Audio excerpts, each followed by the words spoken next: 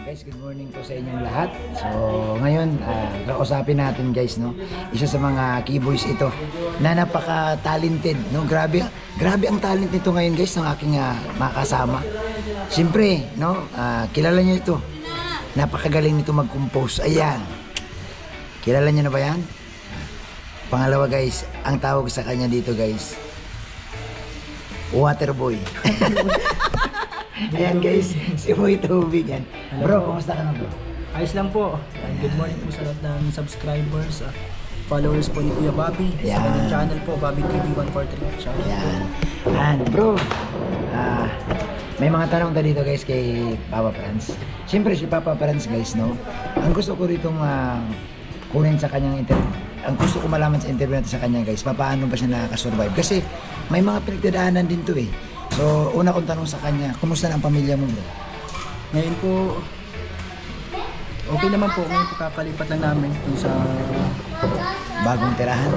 pinapatuluyan po sa amin na bahay. Nakita nila, siguro napanood na nila yun sa mga vlog. Hindi, napanood namin bro. Talagang na-inspired niya kami. Sabi ko, oh, grabe. Ikwento mo bro sa mga viewers kasi maraming nagtatanong eh. Paano ba nangyari yan? Ba't matagal mo na bang kakilala o taga saan ba yung may-ari? Bakit may bahay sa Daet? Ano po, yung pong may-ari po ng tinitirahan po namin ngayon, nakikita niyo sa vlogs. Oo. Ano po yun, talagang solid supporters na po siya ng Kalinga. Dati pa. Opo, ng followers. At ano po siya, nasa Israel. Actually, nung October pa po siya nag-message sa akin. Oh. Nung October pa po, after nang mapanood yung vlog kay Kalinga Prof, Tapos? nag-message po siya na meron daw pala siya dito na biniling lupa sa may... Pero bro, may- taga dito talaga siya bro. Nasa ano po siya, ang pamilya po niya nasa Batangas. Tapos nasa Israel po siya nag-i-stay. Kaya yung mga anak niya po nag-aasikaso doon sa binili niya pong lupa na pinabakuran niya doon sa almost 2,400 square Ay, meters. napakalaki. Opo, Napakalaki yan. na lupa. Actually kakatapos lang din po na lagyan nila ng mga yung mga bubong sa taas. Oo. Tapos simple lang din po yung kubo nasa kasi parang Bakasyonan lang.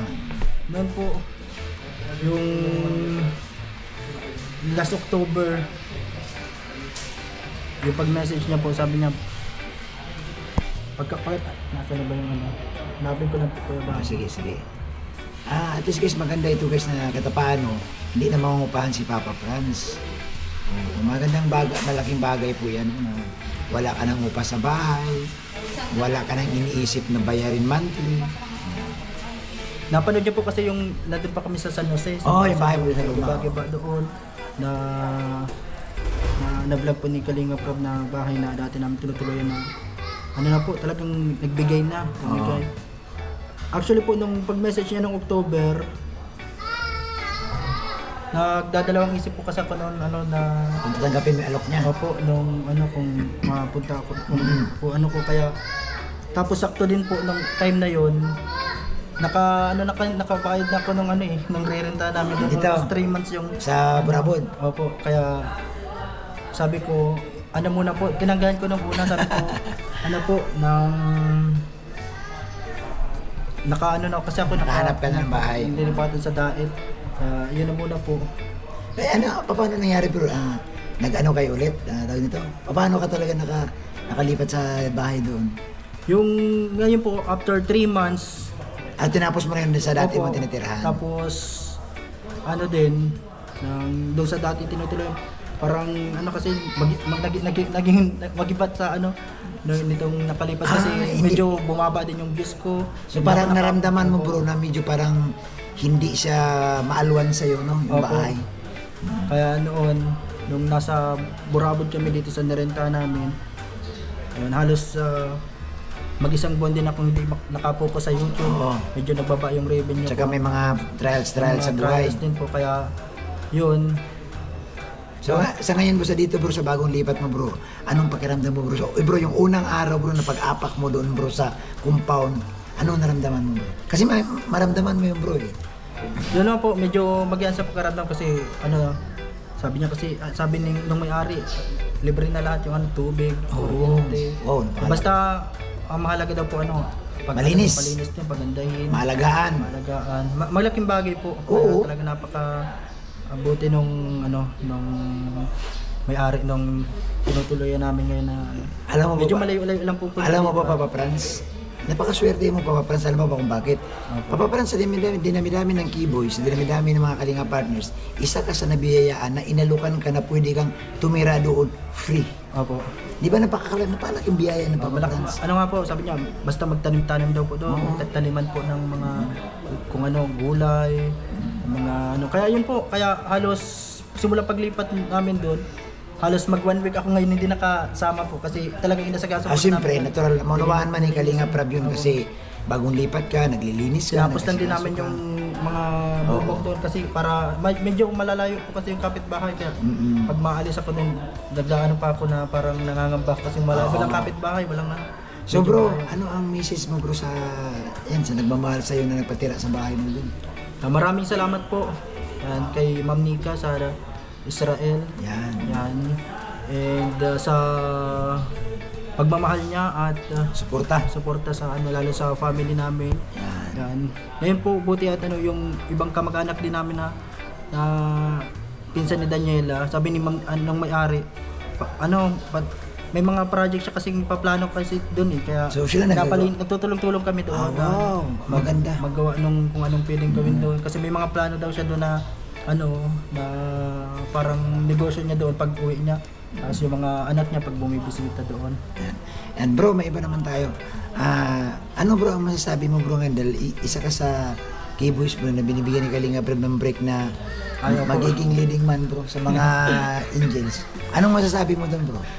Nung nakaraan nagulat din ako doon sa kasi Oh. yung nakita ko sa live ni Kuya Pal ng mga react. Oo. Para bang ano bro, sinasabi nila bro na yung iba parang may asawa na yun, bakit ganun? Ikaw bro, message mo sa kanila bro, yung mga nag-alala. Kasi sila bro, nag-alala. Alam mo ba, Papa Franz, mahal ka nila kasi nag-alala sila. Opo, ang naintindihan ko yung mga comment nila pero yung iba nagtatawa na lang sila sa comment section kasi alam naman nila na for lang yun, good vibes lang yun. Hindi naman talaga seryosohan kasi kung siseryosohin ko talaga lagot ako dyan kaya Lagot ka sa asawa mo.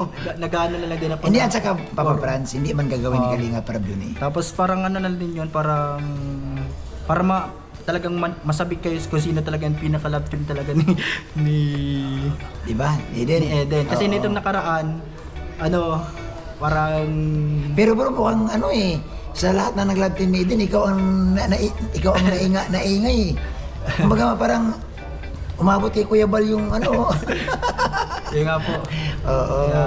Abangan nyo lang po. Meron pa kayong mga mapapanood. At supportahan natin yan kung sino man talaga yung maging kalab team niya talagang kalab team niya ng tunay. Good luck sa kanila. Yan. Bro, hingan kita ng message mo bro sa asawa mo.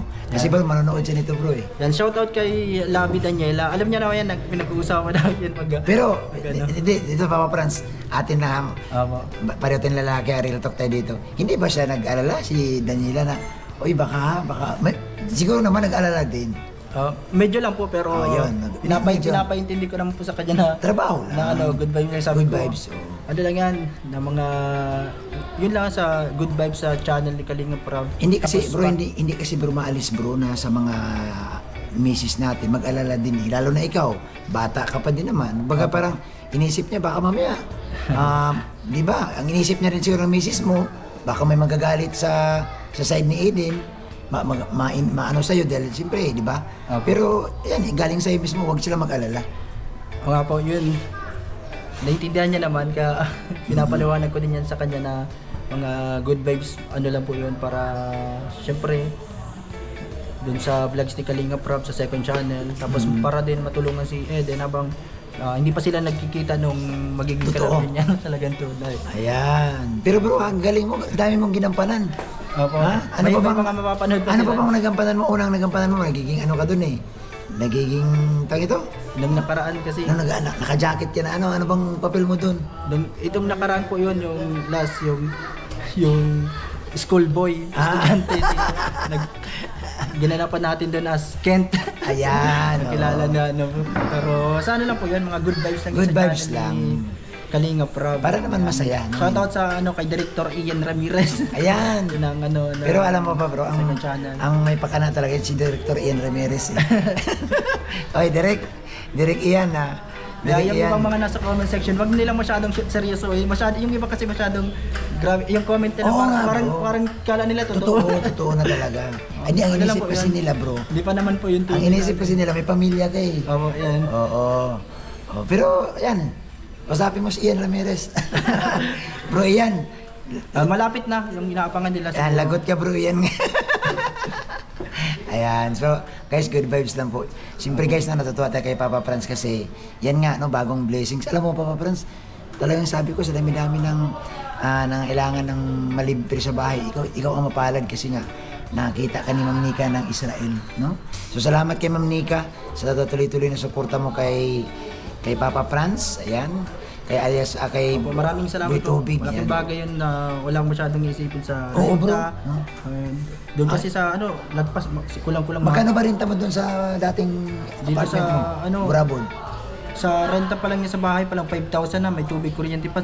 Ay, oo. Kaya talaga Ang 5,000, bahay lang yun. Oo. Ang tubig pa, ang kuryente. may yung internet pa kaya Oo. yung mga nakaraan sunod-sunod din yung ano ko hindi ako nakapag-upload parang ano mabuti at ano Pero congrats, ang ganda ng views mo doon sa bago mong nilipatang bahay.